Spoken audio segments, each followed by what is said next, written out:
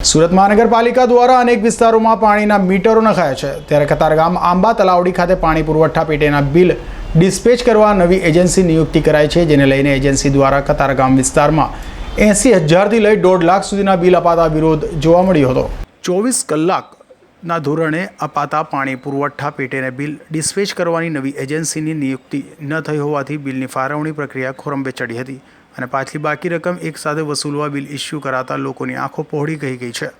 મોટા વરાછા બાદ હવે કતારગામના લક્ષ્મીકાંત આશ્રમ વિસ્તારમાં 80,000થી 1.5 લાખ સુધીના બિલ મળતા ઉચાટ ફેલાયો છે। સ્થાનિકોએ જણાવ્યું હતું કે સુરત મહાનગરપાલિકાની અલગ અલગ રીતે પાણી વેરો વસૂલવાની નીતિ સમજાતી નથી, ત્યાં હવે એકસાથે 1.5 લાખ સુધીનો બિલ ફટકારાયા છે।